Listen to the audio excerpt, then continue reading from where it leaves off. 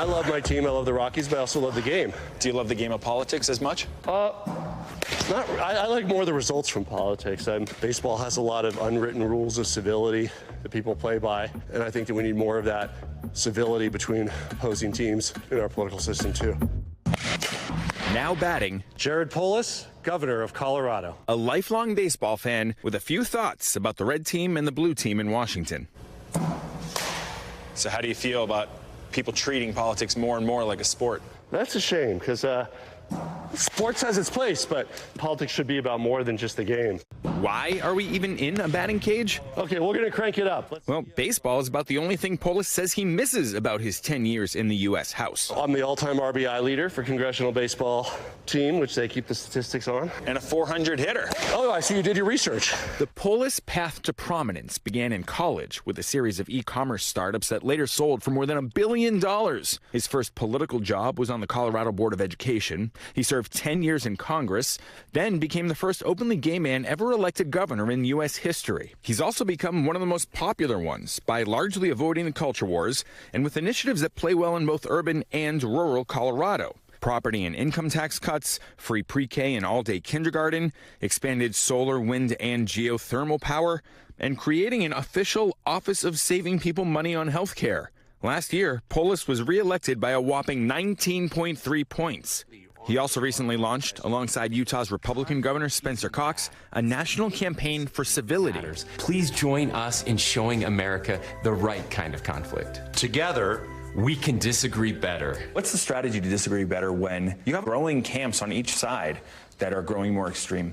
So governors like Spencer Cox and myself can't fix it all, but as leaders, I think we have a responsibility, and that responsibility is to govern in a unifying way, to be a role model rather than a cause of this division. We're in an era where LGBTQ rights are under attack. The Supreme Court is moving further to the right. Is this a time for disagreeing better and compromise, or a time for a fight?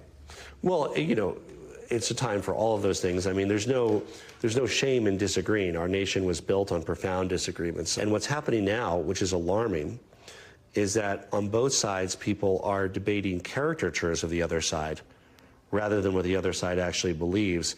And they're frankly questioning the motives or the even Americanism of the other side. Another topic Polis is trying to triangulate is immigration. He wants the Biden administration to better secure the southern border, but also to grant work permits to the undocumented immigrants already in the United States. Well, right now we have a labor shortage in Colorado, 2 job openings for every unemployed person. We also have tens of thousands of people here who are underemployed because they don't have the right status. We have the jobs open, let them work, let them support themselves rather than taxpayers support them. Polis admits life isn't perfect in Colorado. He has a lot of work to do on addressing the state's housing shortage, but he has no doubt his previously purple state will stay blue again in 2024 if Donald Trump is again the Republican nominee. If he's not, well, then Polis says it is possible the state could go red for the first time in 20 years. Not for, I don't think, Donald Trump, but for others who might be running if they're able to prevail in the Republican primary. Of course, that's a possibility. So, as a Democrat, if Biden is the nominee, is the biggest concern that it's someone other than Trump?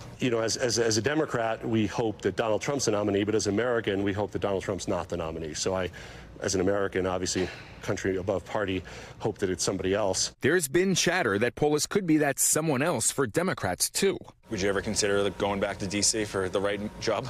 Not really. I really like being in Colorado, and we're raising our 2 kids here, and I did my 10 years there, and, you know, I'm not so self-righteous as to think that somehow I have the solution for what ails D.C. I really don't. I hope that we can do it together. And he's hoping to do it without having to throw too many political bombs. He'd much rather be hitting bombs.